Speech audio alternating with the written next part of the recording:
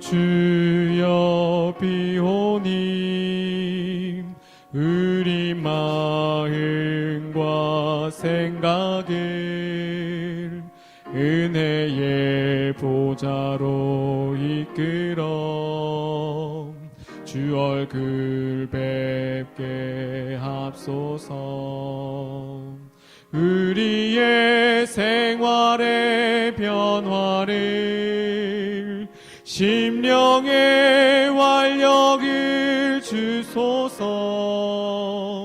주의 앞에 성도들 다 함께 이 순간 기도하게 하소.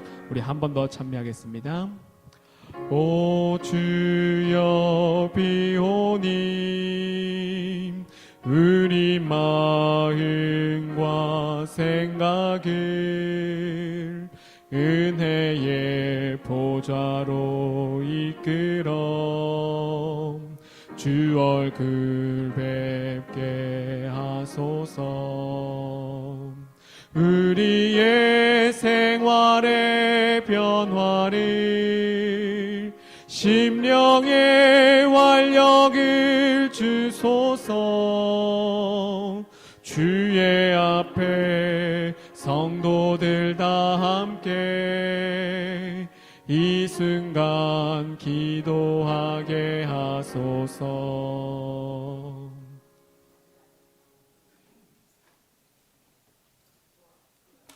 우리 처참히 316장 부르시고 예배 시작하겠습니다.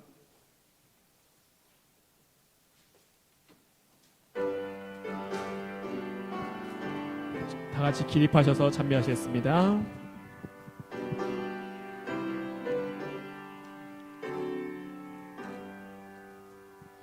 예수가 우리를 부르는 소리 그 음성 부드러워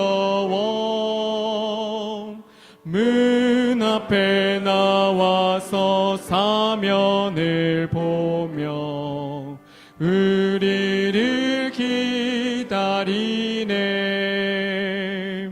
오라 오라 방황치 말고 오라.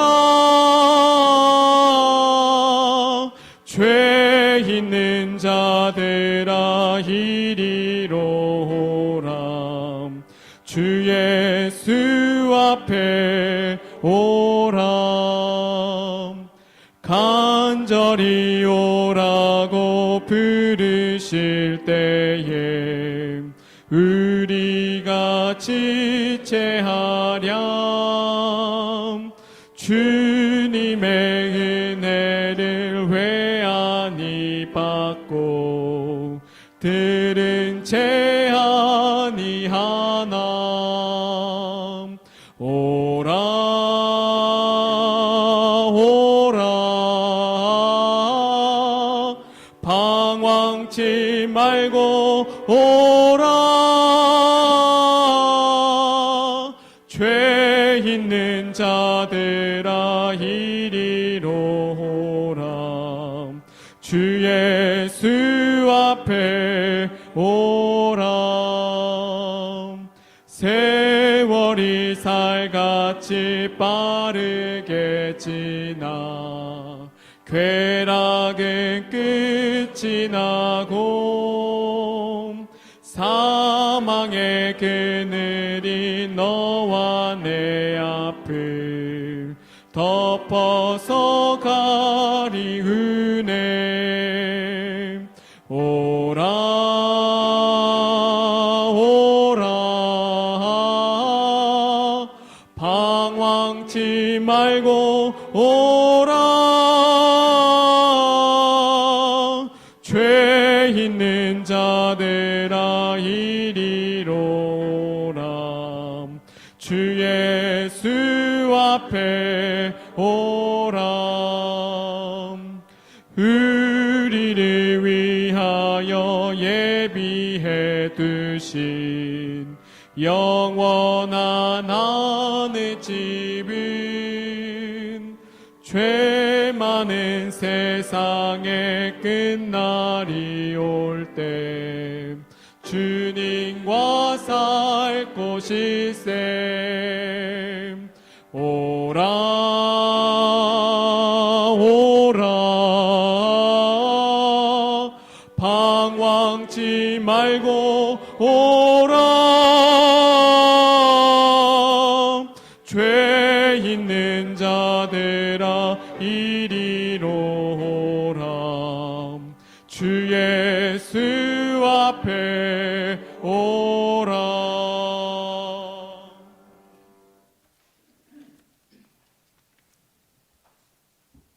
하늘에 계시는 하나님 아버지, 오늘 기쁜 안식일을 맞아 이렇게 한자리에 모일 수 있도록 인도하여 주시니 감사합니다. 그동안 당연하게만 생각했던 일상 속에서 자유함과 갈급함의 깨달음을 주심에 또한 감사드립니다. 저희도 이 시기에 느낀 것들을 한낱 생각에만 그치는 것이 아니라 예수님 다시 오시는 재림의 그날에 당당히 설 수 있도록 매일 매순간 기도의 제단을 쌓으며 준비할 수 있도록 인도하여 주시옵소서. 오늘 귀한 말씀을 주신 손익도 목사님께 은혜에 더하여 주시고 이 시간 귀한 말씀으로 하나 되어 성도들과 교제를 나누며 아버지의 사랑을 몸소 실천할 수 있는 천성교회가 되도록 축복하여 주시옵소서. 오늘 이 기쁜 안식일 시종일관 함께하여 주시옵고 안식일 마칠 때까지 아버지 홀로 영광 받으실 교회를 사랑이 많으신 예수님 이름으로 기도합니다. 아멘.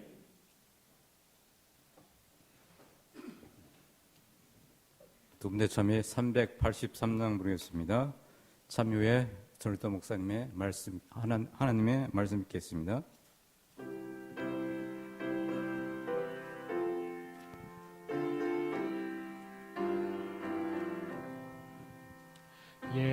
예수만 바라보세. 예수만 쳐다보세. 믿음의 주 되신 예수만 바라보세. 예수만 생각하세. 예수만 신뢰하세. 믿음의 주 되신 예수만 바라보세. 예수만 품어보세. 예수만 모셔보세. 믿음의 주 되신 예수만 바라보세.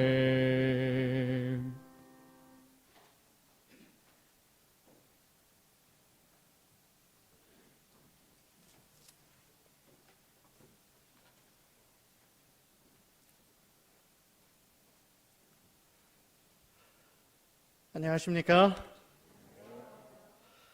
정말 오랜만에 이 자리에 서서 우리 성도님들께 인사하는 것 같습니다. 제가 설교 기록을 찾아보니까요, 2월 18일 이후로 처음 설교하는 겁니다. 거의 2달 반 만에 이 자리에 서게 된 것 같은데, 우리 성도님들 모두 평안하셨지요? 이렇게 다시 모여 예배하게 하신 하나님께 감사드리며 함께 모여 예배하는 것의 소중함을 이제 경험적으로 알게 된 우리 모두들이 앞으로 이 예배의 시간을 더욱더 간절히 사모하며 부지런하여 게으르지 말고 열심을 품고 주를 섬길 수 있는 그런 하늘 백성들이 될 수 있게 되기를 주님의 이름으로 간절히 기원합니다. 오늘 이 시간에는 사도행전 12장 1절부터 6절의 본문을 가지고 코로나19 시대에도 변함없는 진리, 오직 예수라는 제목으로 말씀의 은혜를 나누려고 합니다. 지난 화요일이 우리나라에 코로나 확진자가 발생한 지 딱 100일째 되는 날이었다라고 합니다. 그 사이 최근 열흘 넘게 확진자 수가 10명 내외로 유지되고 있고 어제는 2월 18일 이후로 72일 만에 처음으로 지역사회 감염이 한 명도 없었던 날이라고 합니다. 물론 바이러스와의 싸움이 아직도 현재 진행형이지만 이만큼 안전하게 된 것도 얼마나 감사한 일인지 모르겠습니다. 여러분들은 코로나19라는 긴 터널을 지나는 동안 어떤 생각들을 하셨는지 모르겠습니다. 다양한 관점에서 여러 가지 다른 생각들을 하셨을 줄로 생각이 되는데요. 저도 뉴스나 기사들을 통해 매일같이 전해지는 코로나19와 관련된 각기 다른 소식들을 접하면서 그때마다 여러 가지 생각들을 하게 되었습니다. 그 여러 가지 생각들을 다 말씀드릴 수는 없고 그 모든 생각들을 간략하게 하나로 요약해서 말씀드리자면 사람의 위대함이 참 보잘것 없구나. 정말 대단해 보이는 것 같은 존재들이었지만 이 보이지도 않는 바이러스 앞에서 너무나 연약해진 모습들을 바라보면서 정말 우리는 내세울 것이 없는 그런 존재들이구나. 그리고 이러한 생각은 자연스럽게 오직 예수님만이 우리의 유일한 소망이시구나라는 생각으로 이어지게 되었습니다. 여러분들은 그렇지 않으셨나요? 다른 여러 가지 생각들을 해보아도 우리 스스로 해결할 수 있는 것이 별로 없는 것 같습니다. 그래서 모든 생각의 끝이 결론은 예수님께로 향할 수밖에 없는 것이 우리 그리스도인들의 고백이 아닐까 생각을 해보게 되었습니다. 코로나19라는 팬데믹으로 인해 흔들리지 않는 분야, 흔들리지 않는 나라, 영향받지 않은 사람이 없었습니다. 정체불명의 바이러스가 모든 것을 위태롭게 한 것이죠. 세계 최강대국이라고 하는 미국은 물론이고 소위 선진국이라고 일컬어졌던 유럽의 여러 나라들, 그리고 우리나라와 가장 가까운 곳에 자리 잡고 있는 그래도 아시아에서 가장 잘 나간다고 하는 나라들, 일본과 중국마저 무참하게 흔들리고 있는 모습 여러분들 매일같이 보고 계시지 않습니까? 거기다 더해 코로나19로 인한 전 세계적 경제 위기는 심각한 수준입니다. 누군가는 현재 상황이 2차 세계대전 이후보다 더 심각한 상황이다라고 이야기하는 것을 뉴스를 통해 듣게 되었습니다. 말 그대로 풍전등화, 바람 앞에 놓인 아슬아슬한 등불 같은 우리네 삶의 모습을 경험하고 있는 것입니다.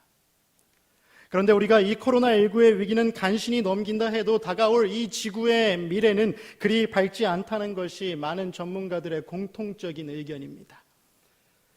얼마 전 출간된 2050 거주불능지구라는 책에서 저자 데이비드 웰스는 2050년이 되면 우리가 살고 있는 이 지구는 인간이 거주하기에 불가능한 곳으로 변해버릴 것이다 라고 과학적인 근거들을 제시하면서 어찌 보면 조금은 극단적인 예상을 하고 있는 것을 우리는 살펴볼 수 있습니다. 4월 22일에 출간된 최신간 책인데 이 책에 의하면 30년 후면 이 지구는 더 이상 존재하는 것 자체가 모든 이에게 고통이 되는 땅이 될 것이다 라고 이야기하고 있는 것입니다. 산업혁명 이후 환경오염의 주범이 되는 이산화탄소 배출량이 급격하게 증가했고 지난 30년간 그 이산화탄소 배출량의 증가 속도는 다른 어느 때와 비교할 수 없을 정도로 빠르게 증가하고 있다고 합니다. 이로 인해 지구의 온도는 계속해서 상승하고 있는데 기온이 1도 올라갈 때마다 작물 수확량은 대략 10%씩 감소하게 된답니다. 지구의 평균 기온이 1도 올라가면 지구 공간에서 수확하게 되는 식량의 양이 10% 준다는 거예요. 결국 인류는 전 지구적 식량 부족 문제에 직면하게 될 것이다 라고 이 저자는 이야기합니다. 또한 기온 상승은 바이러스를 옮기는 생물들의 활동 영역을 갈수록 더 넓어지게 만들기 때문에 앞으로는 코로나19와 같은 전염병 그리고 팬데믹이 수시로 일어나게 될 것이다 라고 이야기합니다.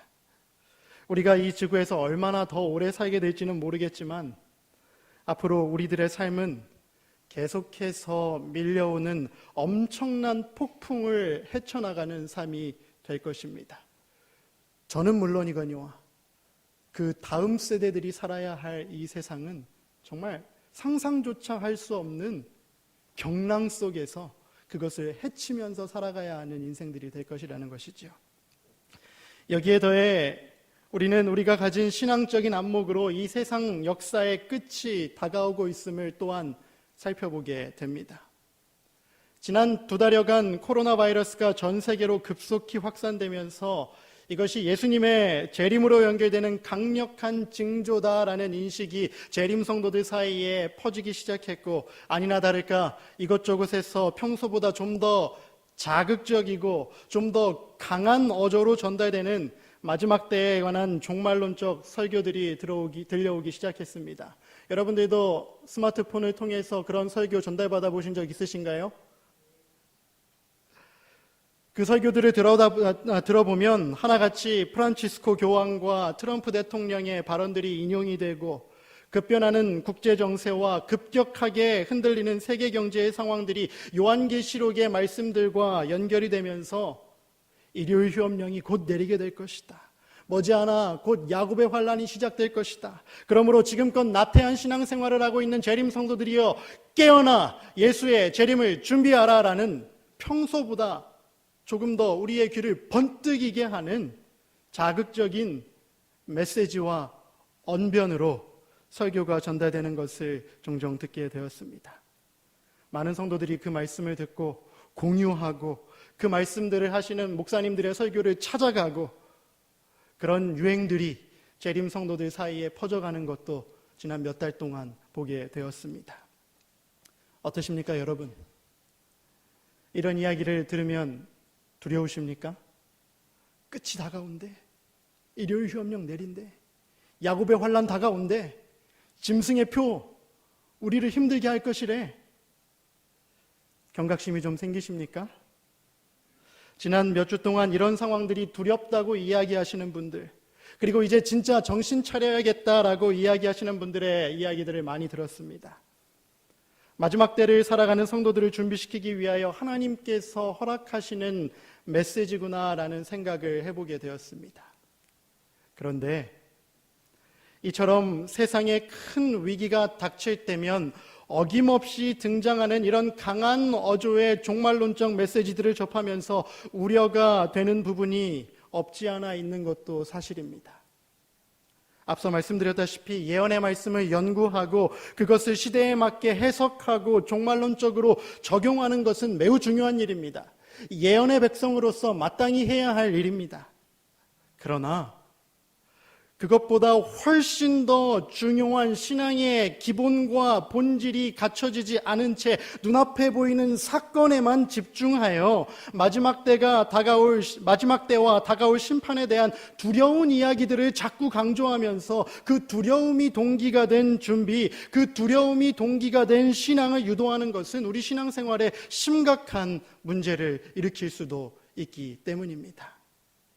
재림교회 역사 속에서 그러한 일들이 얼마나 많이 있어 왔는지 우리는 경험을 통해서 알고 있습니다. 곧 예수님 오신데 다 팔고 산속으로 들어가래. 자녀 교육도 포기하고 모든 것을 예수님의 재림에 초점을 맞추며 살아왔지만 그것이 당장 일어나지 않게 되자 그것에 실망한 사람들, 그렇게 나를 양육한 부모들을 향해 갖고 있는 다음 세대들의 불만과 반항의 마음들, 결코 낯선 이야기가 아닌 것임을 우리는 생각해 볼 수 있는 것입니다.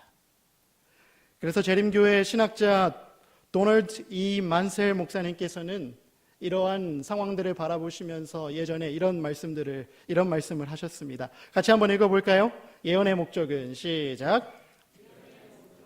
우리로 하여금 선지자가 되도록 하기 위함이 아니라 예언된 사건들이 일어나는 것을 보므로 우리의 믿음을 강하게 하는 것이다. 무슨 말인지 아시겠어요? 성경에 주어진 예언과 그 예언들의 성취는 우리로 하여금 언제 무슨 일이 일어날 것이다 라고 예측하는 선지자가 되도록 하기 위한 목적이 아니라는 것입니다. 일요일 휴업령 이때 내린대, 야곱의 환란 이때 내린대, 짐승의 표 이때 온대라고 자꾸 가까운 미래에 이것이 바로 올 것이라는 것처럼 이야기하고 성도들의 마음을 부추기면서 그 시기에만 자꾸 집착하게 만드는 것이 예언의 목적이 아니라는 것입니다. 그러한 예언된 사건들이 일어나는 것을 볼 때마다 우리는 오히려 더 누구 자신을 돌아봐야 돼요? 나 자신을 돌아보면서 내 믿음의 위치가 어디 있는지를 살피고 더 근본적인 믿음의 핵심에 내 신앙의 뿌리를 깊숙이 내려야 하는 것이다 라고 만셀 박사님께서는 분명히 설명해 주셨습니다. 한번 생각해 보시기 바랍니다. 엄마 아빠가 무서워서 혼나지 않기 위해 순종하는 아이와 엄마 아빠의 마음과 사랑을 온전히 깨닫고 그것에 감사해서 사랑의 마음으로 순종하는 아이 중에 누가 더 기쁘고 행복하고 즐거운 마음을 가지고 일시적인 것이 아니라 지속적인 행복한 관계 속에서 부모님과 함께 살아갈 수 있을까요? 두 가지 다 행동의 변화를 일으킬 수는 있습니다. 그러나 두려움이 동기가 된 순종은 그 두려움의 근원이 사라져버리면 누구 마음대로 행동하게 돼 있어요? 내 마음대로. 지금은 내가 엄마보다 힘이 약하기 때문에, 아빠보다 힘이 약하기 때문에 혼나지 않기 위해 순종하지만 언젠가 내가 엄마 아빠보다 힘도 세지고 능력도 많아지고 아는 것도 많아진다면 그 두려움이라는 것이 사라져버리면 누구 마음대로 행동하는 거예요? 내 마음대로. 그러나 부모님께서 왜 나에게 그런 말씀을 하셨고 어떤 이유로 그렇게 순종하라 가르치셨는지를 분명히 깨닫고 그 아버지와 어머니와의 온전한 사랑의 관계가 맺어진 어린 아이는 성장하면서도 그 부모와 함께 행복한 추억을 만들면서 오랫동안 건강한 가족으로서 살아갈 수 있는 것입니다. 마찬가지라고 생각합니다. 특정한 사건에 집중하여 어떤 눈에 띄는 사건이 있을 때마다 자극적인 메시지를 통하여 성도들의 마음을 요동하게 하고 그것이 계기가 된 순종으로 이끄는 것은 일시적인 효과는 있을지 모르겠지만 그 두려움의 외부적인 요건이 사라져버리면 내 믿음 또한 어디로 돌아가게 돼 있어요? 원래 나태했던 모습으로 그저 돌아가게 되어 있는 것입니다. 이 코로나19라는 것이 우리를 매우 두렵게 하기 때문에 정신 차려야지, 똑바로 살아야지 생각하고 있다가 이제 1년, 2년, 3년, 4년 지나면서 아무 일이 일어나지 않고 이 코로나와 함께 더불어 사는 것이 일상이 돼버린다면 우리가 그토록 외치고 있었던 재림에 대한 긴박성 또한 어떻게 될 수 있어요? 언제 그랬냐는 듯이 잊혀진 채 그동안 우리가 살아왔던 방식 그대로 살아갈 수도 있다는 것입니다. 하지만 하나님이 우리를 향해 가지고 계신 계획을 분명히 깨닫고 그 하나님께서 그 목적을 이루시기 위해 이 땅에 보내신 예수 그리스도의 십자가의 의미를 본질적으로 깨달아 알고 그 사랑에 전적으로 반응하여 감사한 마음으로 겸손히 날마다 그 십자가 아래 무릎 꿇는 사람은 어떠한 특별한 사건이 있다 하지 않을지라도 야곱의 환란이 언제 다가오든지 일요일 휴업령이 언제 내리든지 프란치스코 교황이 무슨 이야기를 했든지 트럼프 대통령이 어떤 말로써 일요일 휴업령에 대한 위기를 사람들에게 알려주든지 간에 상관없이 우리는 예수님을 믿는 믿음 안에서 흔들림 없이 하늘을 향해 전진하게 될 수 있다라고 생각합니다. 그러므로 위기의 때가 될수록 흔들림의 시기가 될수록 우리가 더 집중하고 바라보아야 할 것이 있다면 그것은 바로 예수 그리스도와 그분께서 우리를 위해 지신 십자가가 되어야 할 것입니다. 지난 3월 목사님께서 코로나 기간 동안 여러분들에게 보내신 첫 번째 메시지에 보면 평화로운 때에는 예언을 깊이 묵상하고 그 예언이 우리에게 어떤 의미를 가지고 있는지 자세히 살펴보아야 하지만 이런 위기의 때가 될수록 더욱더 무엇을 묵상하라고 말씀하셨어요? 십자가와 예수 그리스도의 사랑에 깊이 빠져들 수 있도록 여러분들의 믿음을 돌아보십시오라고 이야기하셨습니다. 그 말씀에 전적으로 공감했습니다. 사건이 중요하지 않다는 이야기가 아닙니다. 하지만 사건만 쫓아가는 신앙이 아니라 본질적인 신앙이 굳건히 뿌리 내린 이후에 그 위에 하나님께서 허락하신 예언들을 예언적인 안목으로 바라보고 적용할 수 있는 믿음의 도량이 깊은 재림 성도들이 되어주시기를 간절히 부탁드립니다. 엘렌 G. 화이트 선지자께서 1881년 8월 2일 리뷰 앤 헤럴드지에 이렇게 기록하신 글을 살펴보게 되었습니다. 아직 한글로는 번역되지 않은 문서인데 제가 미국에 있는 한 친구로부터 받은 것을 한글로 번역하였습니다. 한번 함께 보도록 하겠습니다. 제가 읽을 건데요. 눈으로 따라와 주시기 바랍니다. 이 땅에서의 시간이 얼마 남지 않았다는 사실이 우리로 하여금 하나님의 의의를 구하며 그리스도를 우리의 친구로 모시도록 권장하는 방법으로 사용되는 경우가 있다. 제가 지금 말씀드린 그런 이야기입니다. 어떤 시기와 강조돼서 자꾸 그것이 우리로 하여금 우리의 행동을 변화시키는 동기로 사용되는 경우가 있다는 거예요. 하지만 그것은 가장 좋은 동기가 되지 못한다. 빨간 글씨 같이 읽겠습니다. 하나님의 시작. 우리로 하여금 올바른 행동을 하도록 강요하는 것이 꼭 필요한 것인가? 그렇게 되어서는 안 될 것이다. 예수님은 그 자체로 매력적인 분이시다. 그분은 사랑과 자비와 동정이 가득하신 분이시다. 그분께서 친히 우리의 친구가 되시어 우리와 함께 인생의 거친 길들을 걸어주시겠다고 말씀하신다. 아멘. 빨간 문장을 기억하시기 바랍니다. 하나님의 날에 대한 두려움을 제시하여 우리로 하여금 올바른 행동을 하도록 강요하는 것이 꼭 필요한 것인가? 역사적으로 재림교회 안에서 자꾸 어떤 시기를 정하고 어떤 예언의 성취와 관련된 어떤 이벤트들에 집중하게 만들어서 그 두려움을 조장해서 하나님 말씀에 순종하도록 이끄는 설교자들이 있었는데 그런 것이 꼭 필요한 것인가? 라고 질문하면서 그렇게 되어서는 안 될 것이다 라고 이야기합니다.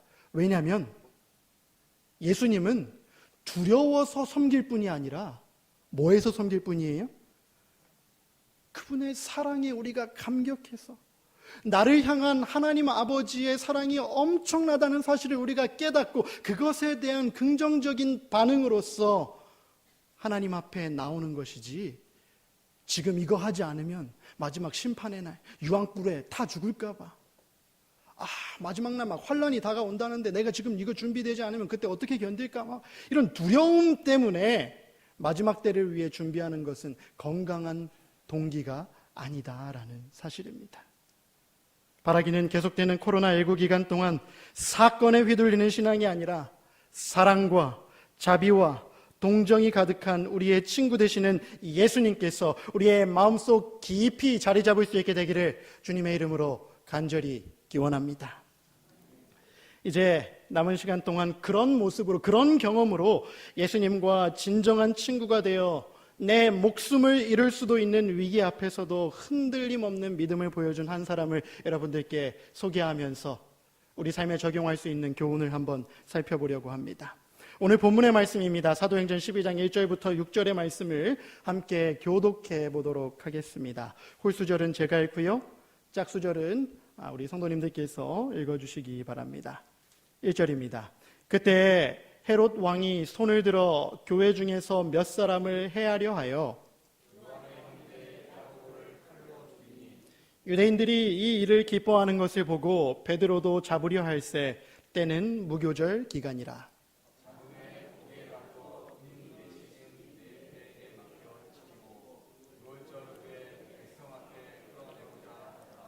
이에 베드로는 옥에 갇혔고 교회는 그를 위하여 간절히 하나님께 기도하더라. 베드로가 두 군인 틈에서 두 쇠사슬에 매어 누워 자는데 파수꾼들이 문 밖에서 옥을 지키더니. 아멘. 함께 읽은 본문의 말씀은 여러분들께서 익히 잘 알고 계신 말씀입니다. 사도행전 12장 1절부터 사실 19절까지 우리가 함께 다 살펴보아야 하는 말씀인데 굳이 다 읽지 않아도 여러분들께서 잘 알고 계시는 사건이기 때문에 오늘 중요한 부분만 함께 읽었습니다. 예수님께서 승천하신 이후로 사도들이 성령 충만함을 받고 땅끝까지 복음을 전하라 말씀하신 예수님의 명령에 순종하여 위대한 사도로서의 사명을 다하는 삶을 살고 있을 때 그들 앞에는 장밋빛 대로가 펼쳐진 것이 아니라 그들이 선택한 믿음으로 인한 고난과 박해가 기다리고 있었음을 우리는 성경의 기록을 통해서 살펴볼 수 있습니다. 그 박해로 인해 본문에 기록되어 있는 말씀처럼 요한의 형제 야고보가 12제자 중에 첫 번째 순교자로 헤롯 왕의 손에 죽게 되었습니다. 2절 요한의 형제 야고보를 칼로 죽이니. 여기에 등장하는 헤롯은 신약 성경에 등장하는 6명의 헤롯 중에 5번째 헤롯 아그리파 1세인데 예수를 열심히 전하던 야고보를 죽인 것으로 인해 당시 이스라엘 땅에 있는 유대인들의 환심을 사게 되자 또 한 번 유대인들을 기쁘게 하고 그들의 마음을 사기 위하여 더 열심히 복음을 전하고 있던 누구를 잡아들인 거예요? 누구를 잡아들였어요? 베드로를 잡아들인 것입니다.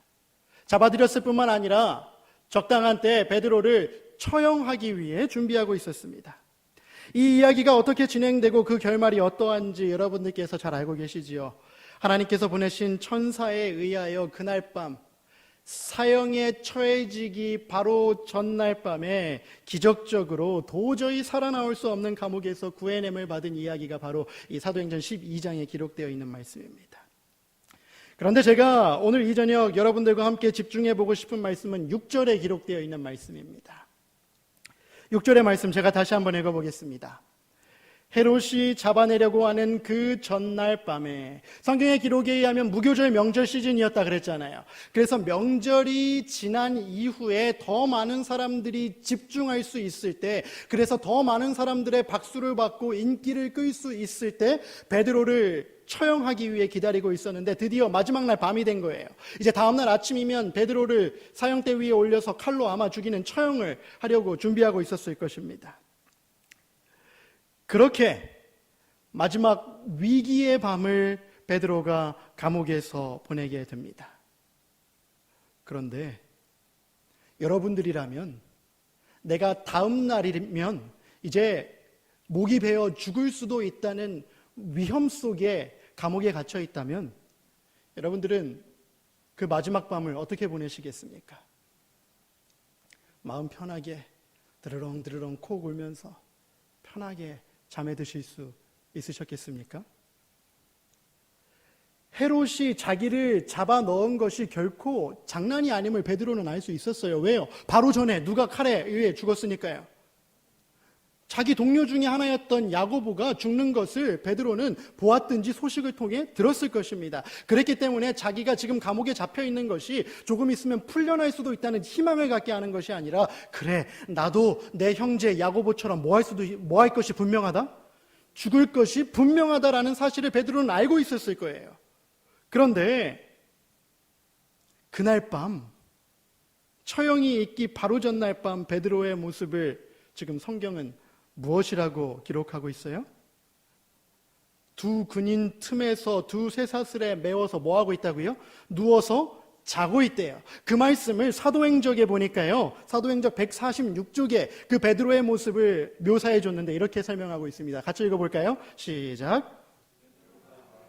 평화스러운 잠을 자고 있었다. 어떤 잠을 자고 있었다고요? 떨고 있다가 자기도 모르게 깜빡 존 게 아니라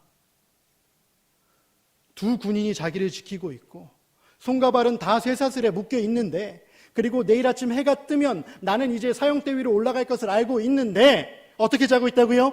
평화스러운 잠을 자고 있었다라고 선지자는 기록해 두고 있었습니다. 근데 이 말씀을 읽으면서 뭔가 익숙치가 않았어요. 왜요? 우리는 예전의 베드로의 모습을 너무나 잘 알고 있거든요. 여러분, 베드로는 어떤 사람이었습니까? 참 겁도 많은 사람이었고, 자기 목숨을 살리기 위해서는 어떤 일이든지 할 수 있었던 그런 사람. 예수님의 바짓가랭이를, 그 두루마기 그 가랭이를 꼭 붙잡고서라도 내 목숨만큼은 살려달라고 이야기했을 법한 사람이 바로 베드로였어요. 한번 살펴볼까요? 어떤 상황들이 있었는지. 첫 번째, 여러분 이 이야기 기억하시죠? 마태복음 8장에 기록되어 있는 호수의 폭풍이 일었던 날 밤, 예수님께서는 너무 피곤하셔서 배 끄트머리에서 주무시고 계셨어요. 근데 폭풍이 불어서 배가 흔들리고 이제 배가 거의 난파될 정도의, 이제 다 부서질 정도의 위기에 처했습니다. 그때 제자들이 예수님께 이야기하죠. 그 제자들이 나와 깨우며 이르되 주여 구원하소서, 우리가 죽겠나이다. 한마디로 뭐 해달라는 말이에요? 살려달라는 말이에요. 우리 아직 죽고 싶지 않습니다, 예수님. 우리 좀 살려주십시오. 근데 이렇게 이야기하고 있을 때 그 자리에 누가 있었을까요? 이 말한 사람 중에 누가 분명히 거기 함께하고 있었을 거예요? 베드로가 있었을 거예요. 그리고 제가 상상하건대 성경에서는 제자들이라고 이야기했지만 아마 그 제자들 중에 가장 앞서서 예수님께 예수님 좀 살려주세요, 우리 죽겠습니다라고 이야기했던 사람은 누구였을 거예요? 베드로였을 거예요. 제 상상입니다. 성경이 기록하고 있지 않으니까 우리가 정확히 이야기할 수 없지만 베드로의 성격을 우리가 추측해 보건대 베드로가 아마 앞장서서 예수님께 우리 살려주십시오 라고 이야기했을 거예요. 뭐 하고 싶지 않아서요? 죽고 싶지 않아서. 그런 사람이 베드로였어요. 둘째 사건입니다. 또 얼마 지나지 않아서 갈릴리 호숫가에서 또 한 번의 폭풍을 맞이하게 되죠. 근데 그 자리에는 예수님이 계시지 않다가 예수님께서 뒤늦게 찾아오셨어요. 근데 예수님께서 물 위를 걸어오시는 모습을 보고 누가 물속으로 뛰어내렸어요? 베드로가 예수님이시구나. 이것만 봐도 베드로가 얼마나 나서기 좋아했던 사람인지 우리는 알 수 있잖아요. 예수님께 눈을 맞추고 가던 베드로가 불어오는 바람과 더 높아지는 파도를 바라보면서 두려운 마음이 들어서 바다를 바라보게 되자 뭐 하게 됐어요? 물속으로 빠지게 됐어요. 빠지게 되니까 뭐 하고 싶지 않은 거예요? 죽고 싶지 않은 거예요. 살고 싶은 거예요. 그래서 예수님께 이야기합니다. 같이 읽어볼까요? 바람을 보고 시작. 바람을 보고 무서워 빠져가는지라 소리질러 이르되 주여 나를 구원하소서 하니 뭐라고 이야기하고 있는 거예요 지금? 살려주세요. 뭐 하고 싶지 않아요? 죽고 싶지 않아요 예수님. 이런 베드로였습니다. 하나 더 살펴볼까요? 결정적인 사건. 이건 여러분들께서 다 잘 아시는 사건. 예수님께서 십자가에 달려 돌아가시기 전날 밤 재판받으시던 때 예수님께 무슨 일이 있나 해서 요한과 베드로가 뒤에서 쫓아갔다라고 기록하고 있죠. 그리고 예수님께서 재판받으시는 동안 뜰 가까운 불이 피워져 있는 곳에서 베드로가 예수님께 무슨 일이 있는지 지켜보고 있었습니다. 그런데 베드로를 알아본 여인이 너도 예수님 따라다니던 제자 아니냐 이야기했죠. 베드로가 뭐라고 이야기했어요? 나는 저 사람을 알지 못한다. 옮겨갔어요. 쫓아와서 또 물어봐요. 또 물어봐요. 몇 번이나? 3번이나 베드로는 이야기했습니다. 나는 그 사람을 알지 못하노라. 이렇게 이야기한 이유가 무엇입니까? 왜 이렇게 이야기했어요? 뭐 하고 싶지 않아서. 잡혀 죽고 싶지 않아서. 나 예수님 안다 그러면 나도 분명히 같이 잡혀가서 고문받고 죽을까 봐 죽고 싶지 않아서 한 이야기가 나는 그 사람을 알지 못합니다. 나 그 사람이랑 연결 짓지 마세요. 이런 사람이 누구였어요? 베드로였다고요. 자기 목숨 끔찍히도 생각하던 사람. 어떻게 해서든지 살아남아야겠다고 생각하던 사람. 그런데 그 베드로가 지금 어떻게 하고 있어요? 내일이면 뭐 하는데? 내일이면 죽을 건데. 철야기도 하면서 예수님 살려주세요. 예수님 살려주세요. 나 아직 죽을 준비가 안 됐어요. 나 아직 할 일도 많이 남았잖아요. 예수님 빨리 나 좀 살려주세요. 그렇게 기도하고 있어요 지금? 아니에요. 두 군인 틈에서 두 쇠사슬에 매여 누워 자고 있었다라고 이야기합니다. 평화스러운 잠을 자고 있었다라고 이야기합니다. 그렇다면 과연 베드로의 삶에 이런 기적적인 변화가 일어나게 된 이유가 무엇이었는가? 무엇이 베드로로 하여금 자기 목숨을 끔찍히도 아끼던 사람에서 이제 예수님을 위하여 복음을 위하여 목숨마저 내놓는 일에 전혀 두려움이 없는 사람으로 변화하게 만들었는가? 답은 바로 인생의 결정적인 순간 베드로가 경험했던 예수님의 무한한 사랑 때문이었습니다. 시대의 소망의 마지막 장면들을 보면 베드로의 삶에 일어난 변화들을 자세히 살펴볼 수 있습니다. 재판정에서부터 갈릴리 호수에서 예수님을 만나기까지 시대의 소망 그 마지막 장들을 한번 자세히 읽어보시기 바랍니다. 예수님께서 어떻게 베드로의 삶에 들어오셔서 그의 삶을 변화시켜 주셨는지 첫 번째 사건 살펴보겠습니다. 베드로가 예수님을 3번 부인하던 그날 밤 예수님께서는 그 상황을 다 알고 계셨지만 재판정에서 걸어 나오시다가 자기를 부인하고 있는 베드로와 뭐 하셨어요? 예수님께서 눈 마주치셨어요.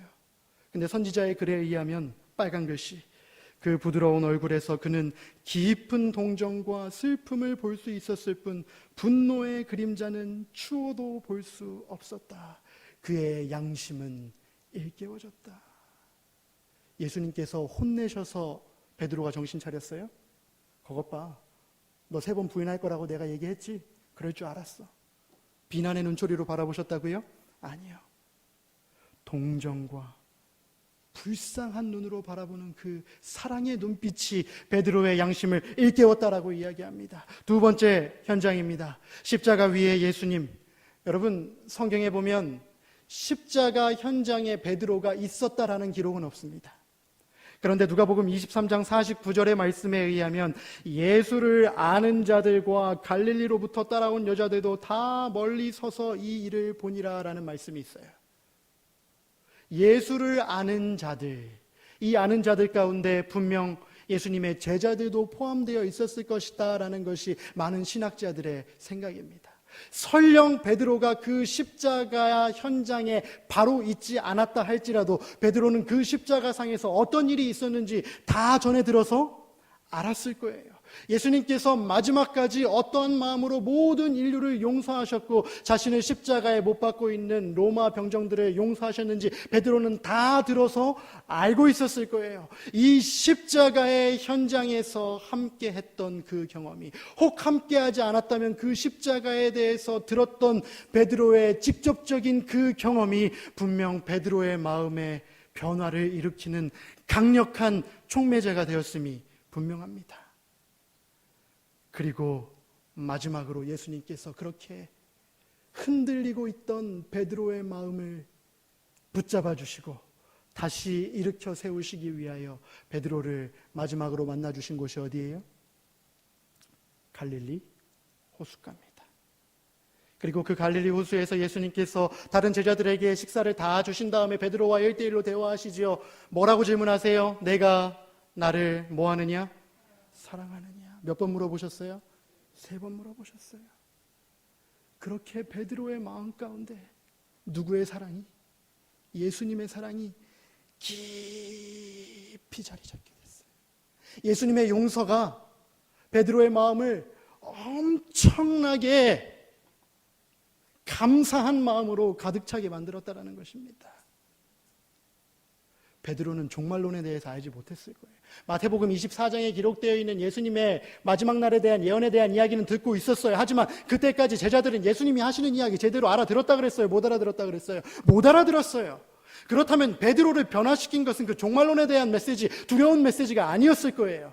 베드로를 변화시킨 것은 어떻게든지 자기 목숨을 구해보려고 안달복달하던 베드로를 복음을 위해 목숨마저 내놓기를 두려워하지 않았던 용사로 바꾼 것은 그의 삶에 찾아오신 예수님의 진지한 간절한 사랑의 메시지였음이 분명합니다. 오늘 이 저녁 여러분 그 사실을 기억하시게 되기를 간절히 바랍니다. 교육이라는 책 88페이지부터 91페이지에는 베드로의 삶에 일어났던 그 변화의 과정을 이렇게 요약해서 설명해주고 있습니다. 집에 가서 시간이 되시면 한번 교육이라는 책 88쪽부터 91페이지의 말씀을 한번 쭉 읽어보시기 바랍니다. 저는 오늘 그 중에서도 핵심이 되는 메시지만 한 2문단 여러분들께 소개하고 말씀을 정리하려고 합니다. 제가 읽겠습니다. 잘 들어보시기 바랍니다. 재판정에서 예수님을 본 것도, 십자가 옆에 서 있던 것도, 그리고 12제자 중에서 제일 먼저 예수님의 무덤으로 달려간 것도 누구였다? 요한이 아니었다. 누구였다? 베드로였다. 예수님께서 부활하신 후에 처음으로 제자들에게 보내신 기별 중에 언급된 이름도 요한이 아니고 누구였다? 베드로였다. 예수님께서 말씀하셨죠. 가서 누구에게 전하라? 베드로에게 전하라 라고 이야기하셨잖아요. 예수님께서 콕 집어서 베드로의 이름을 언급하셨다는 거예요. 예수님께서 마지막으로 갈릴리 해변에서 제자들과 만나셨을 때도 누구에게 말씀하셨다고요? 베드로에게 나를 따르라고 하셨다. 자신의 연약함과 그리스도의 능력을 완전히 깨달은 베드로는 그분을 신뢰하고 순종할 준비가 되었다.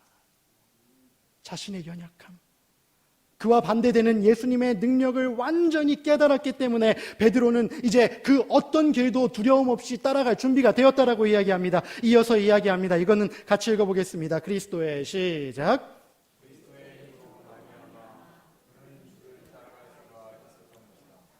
한때 십자가에 대한 인식이 부족하였던 제자가 희생과 수고의 경험을 맞춰갈 즈음에는 위하여 생명을 바치는 것을 즐거움으로 여겼다.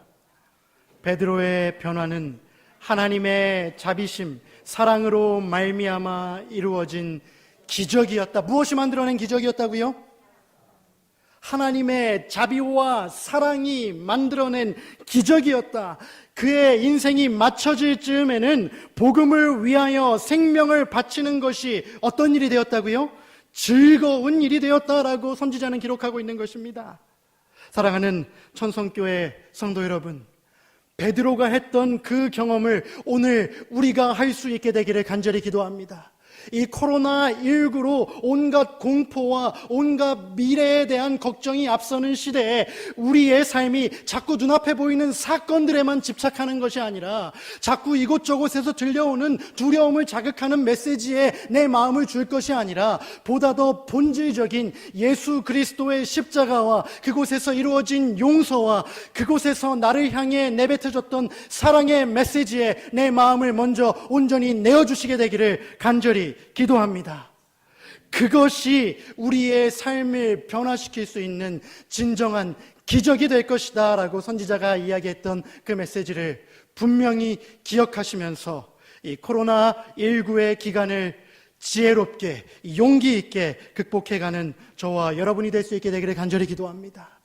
선지자는 또 시대의 소망 83쪽에 이야기하셨죠. 우리가 그리스도의 생애를 깊이 명상하는데 매일 몇 시간을 투자하는 것은 좋은 일이다.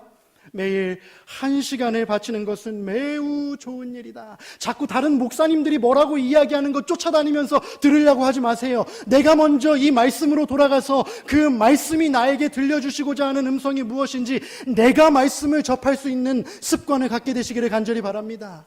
이 말씀을 혼자 스스로 이해할 수 없을 때 예언의 신을 펴고 그 예언의 신을 통해 드러나 보이는 예수 그리스도의 사랑에 우리의 마음이 온전히 감동될 수 있게 되기를 간절히 바랍니다. 자꾸 유행 따라 신앙하는 그리스도인들 되지 말아주시기 바랍니다. 이 유행 지나면 여러분 예수님 안 기다리실 거예요? 야곱의 환란 좀 더 늦게 온다 그러면 긴장 푸실 거예요? 아니잖아요. 예수님이 오늘 오시든 내일 오시든 내일 모레 오시든 그래서 그 예수님 만나기 위해 우리가 야곱의 환란을 이번 주에 겪어야 하든 다음 달에 겪어야 하든 내년에 겪어야 하든 상관없이 우리가 예수님의 십자가를 지고 하늘 예루살렘까지 걸어갈 각오가 되어 있다면 그 어떤 두려움 앞에서도 우리는 베드로처럼 편안한 잠을 잘 수 있을 것입니다. 그러한 기적적인 변화가 오늘 우리 재림 성도들의 삶에서 분명히 이루어질 수 있게 되기를 주님의 이름으로 간절히 기원합니다. 시대의 소망 815쪽 오늘 마지막으로 여러분들께 나눠드리고자 하는 말씀입니다. 베드로가 했던 고백의 말씀 함께 읽어보겠습니다. 베드로는 시작. 하늘이 보낸 한 교사로서 그분을 사랑해 왔으나 이제는 그분을 하나님으로서 사랑하게 되었다. 그는 자기에게 그리스도가 가장 중요하다는 공과를 배우고 있었다. 이제는 희생을 요하는 주의 사업을 분담할 준비가 되어 있었다. 아멘. 이제는 그분을 하나님으로서 사랑하게 되었다. 여러분 이 경험하셨어요? 진짜 하셨어요? 이 경험하셨으면요 다른 거 두려워할 필요 없어요. 야곱의 환란이 다가와서 우리가 가지고 있는 안식일 신앙 때문에 내가 잡혀가고 고난받고 핍박당한다 할지라도 하나님을 향한 사랑이 이 자리에 깊숙이 자리 잡고 있고 그 마음이 진짜라면 그 누구도 뺏어갈 수 없는 마음이라면 이제는 희생을 요하는 주의 사업을 분담할 준비가 우리도 되었다라는 사실을 여러분 모두 기억하시게 되기를 간절히 기도합니다. 오늘 말씀의 제목, 그래서 코로나19 시대에도 변함없는 진리, 오직 누구요? 오직 예수요. 이 기간 설교를 듣고 집으로 돌아갈 때 여러분들의 마음속에 남는 것이 교황의 이름이 아니라, 일요일휴업령이라는 단어가 아니라 오직 예수님의 이름만이, 예수님의 십자가만이 우리의 가슴속 깊이 새겨질 수 있게 되기를 간절히 기도합니다. 모든 예언의 계시자이시고 모든 예언의 중심이시고 모든 예언의 성취가 되시는 예수님을 알고 그분을 믿고 그분을 진심으로 사랑하며 그분의 말씀에 온전히 순종하며 살아가는 저와 여러분이 될 수 있게 되기를 간절히 바라면서 오늘 저녁 말씀을 마치도록 하겠습니다. 말씀을 마치면서 오늘은 찬미가를 부르지 않고 우리의 신앙의 고백이 될 수 있는 복음성가 하나를 부르고 예배를 마치려고 합니다. 모두 자리에서 일어나서 사랑합니다 나의 예수님이라는 찬양 함께 부르도록 하겠습니다. 하나님을 향한 우리 마음의 진실된 고백이 될 수 있게 되기를 간절히 기도합니다.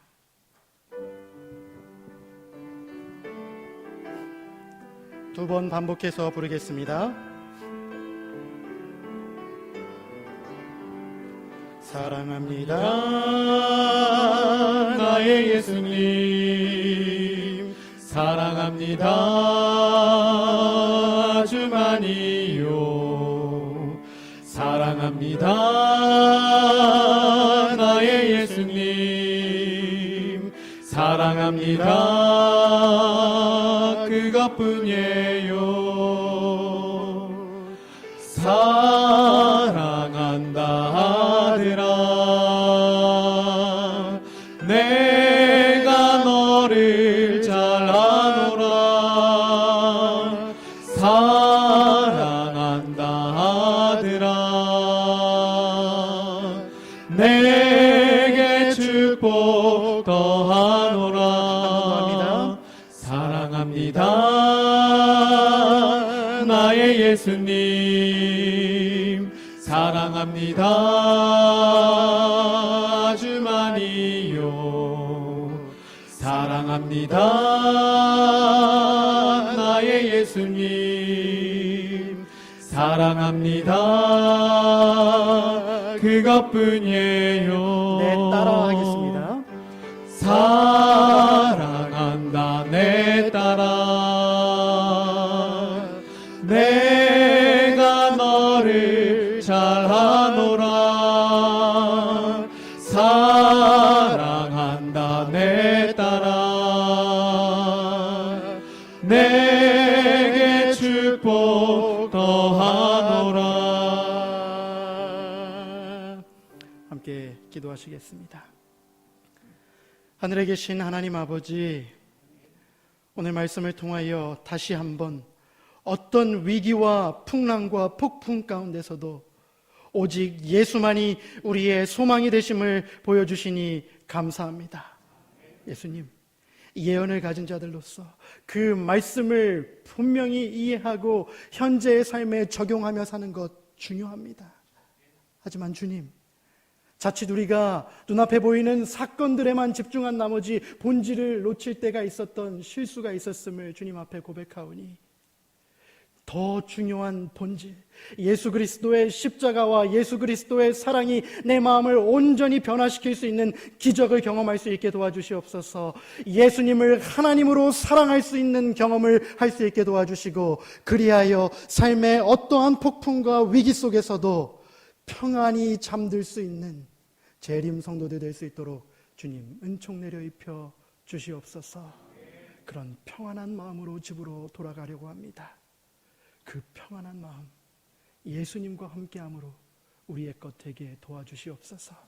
이 세상이 알지 못하는 그 평안을 전하며 살아가는 재림 성도들 될 수 있도록 우리에게 힘과 능력과 무엇보다 성령을 부어 주시옵소서. 예수 그리스도의 이름으로 간절히 축원하옵나이다.